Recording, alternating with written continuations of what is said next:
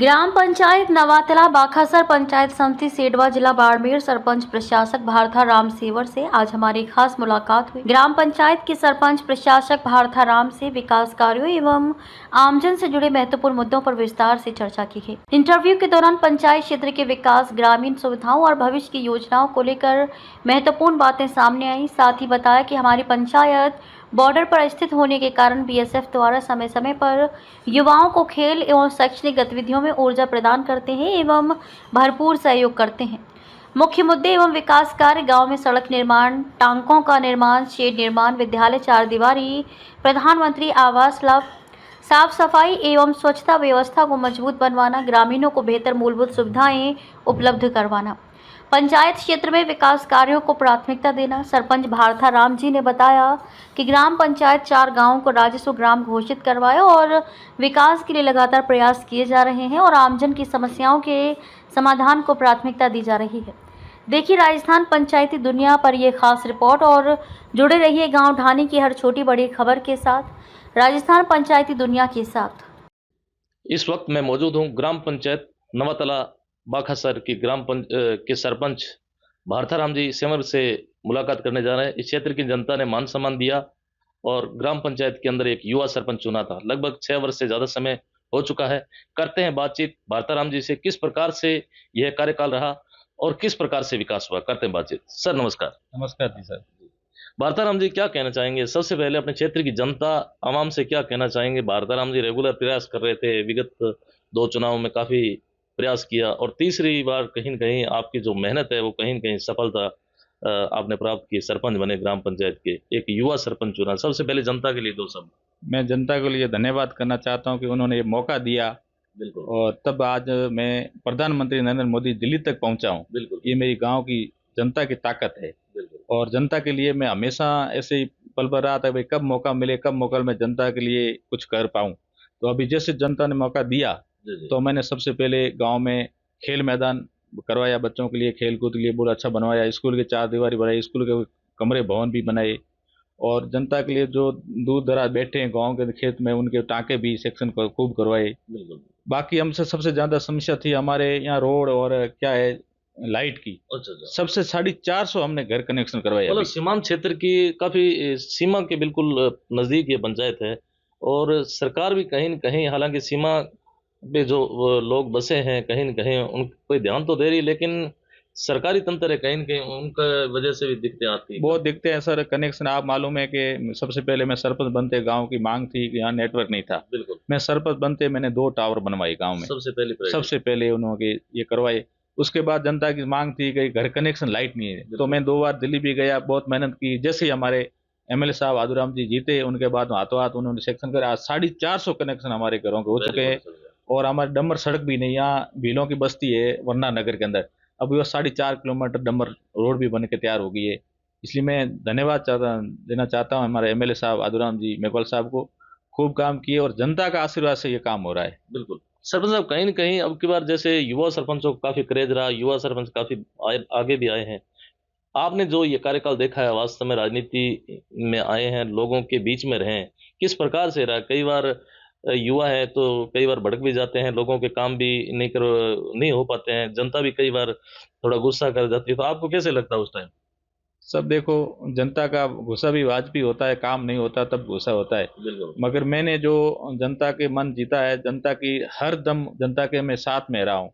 कभी भी जनता ने जब भी कॉल किया तो मैं हाजिर रहा। हमारे बॉर्डर क्षेत्र का जो एरिया है तो इसमें बीएसएफ भी हरदम, मैं बीएसएफ के साथ में रहता हूँ। हमारी बीएसएफ हरदम कैंप करवाती रहती है, हॉस्पिटल के जैसे काम हो या खेल कूद का काम हो, हरदम हमारे साथ रहती है। इसलिए हमको बहुत अच्छा है बॉर्डर के क्षेत्र का जो बीएसएफ का जो सब मिल रहा है ना, वो भी अच्छा। ये कह सकते हैं कि सीमा प्रहरी के रूप में काम कर रहे हो? नहीं, सीमा के जैसे बॉर्डर के साथ में मिलके कर रहे हैं। तब तो हमारे जैसे प्रधानमंत्री ने निमंत्रण भेजा, हमको इतनी खुशी हुई कि भाई एक लास्ट गांव का सरपंच को दिल्ली के अंदर सम्मानित लाल किले पर, ये हमारे लिए गर्व की बात है। तो हमने कुछ विकास किया, फौज के साथ ऑपरेशन सिंदूर जो हमने काम किया उसका हमको लाभ मिला सर। बिल्कुल बिल्कुल। और क्या कहना चाहेंगे अगर इस क्षेत्र की बात करें साहब, तो यहाँ के लोगों की रहने किस प्रकार से रहते हैं? यहाँ मुख्य उनका धंधा क्या है, क्या व्यवसाय है, क्या आवश्यकता है? सर यहाँ हमारे मेन मुख्य तो किसान खेती पर निर्भर करता है। हमारे यहाँ क्या मीठा पानी है, कोई समस्या नहीं है, हर घर में बेरा है, खेत है, तो किसान बिल्कुल खुश है क्योंकि यहाँ बेरे का जीरा वो अच्छा हो पैदावार, तो अरंडी की भी अच्छी पैदावार हो रही है, इसलिए किसानों को कोई तकलीफ नहीं, किसान खुश है। जो समस्या है अभी देखो, बारिश का मौसम है, बारिश हो जाए तो किसान की बहुत खुशियां हो जाए। बिल्कुल बिल्कुल। जी सर। इसके अलावा सरपंच साहब क्या कहना चाहिए? एजुकेशन एक बहुत बड़ा मुद्दा रहता है। अगर बात करें काफ़ी आपके, अगर धराऊ या सेडवा की बात करें, काफ़ी लंबी दूरी तय करनी पड़ती है। यहाँ विद्यालय किस लेवल पे हैं और स्टाफ वगैरह किस प्रकार से है? सर हमारे विद्यालय में 12वीं में स्टाफ भी फुल है, कोई कमी नहीं है स्टाफ की। एक दो की कमी थी, हमारे एमएल साहब को बोला स्टाफ कर दिया, बाकी पढ़ाई भी अच्छी चल रही है, कोई तकलीफ नहीं है। एग्जाम सेंटर वगैरह यहीं पे अपने? एग्जाम सेंटर हमारे थोड़ा दूर है, अब की बार हमारे प्रयास रहेगा हमारे गाँव तो को। यहाँ से कहाँ जाना पड़ता यहाँ है? सात आतला जाना पड़ता है, 10 किलोमीटर दूर से। तो आपका अब की बार ये प्रयास रहेगा कि क्यों न यहाँ के बच्चों को यहाँ परीक्षा के लिए दूर नहीं जाना पड़े सेंटर? सर हमारे थोड़ी समस्या थी, स्कूल के 4 दीवारी में कोई कमियां थी, इसलिए वो अब हमने पूरी कर दी, 4 दीवारी कंप्लीट कर दी है। अब की बार हमारा यह प्रयास रहेगा कि हमारे जो सेंटर बने वो बॉर्डर नैनीताल में बने। बिल्कुल। सबसे ज्यादा महानरेगा योजना किस प्रकार से चली? क्योंकि विगत में आपने देखा, हालांकि सरपंचों को कई प्रकार की परेशानी है, रोजगार की दृष्टि से आपको किस प्रकार से लगी? सर नरेगा तो खूब चला, कोई कमी नहीं रही, नरेगा चला। अभी जो जी राम जी आ रहा है नया सिस्टम, इसलिए थोड़ी परेशानियां हो रही है, मगर ये लग रहा है कि धरातल में अगर जी राम जी उतर जाएगी तो किसी समस्या नहीं आएगी। तो रोजगार की दृष्टि से कैसे? ठीक है, रोजगार अच्छा चल रहा है सर, कोई तकलीफ। हमें यहाँ तो किसान खेती में लगे हुए हैं, बिल्कुल। इतने लोग फ्री नहीं है जो को रोजगार लिए, कोई ऐसी तकलीफ नहीं है हमारी। मतलब जब भी गांव के लोग आते हैं तो रोजगार सही समय पे? दो समय से सर मिलता है।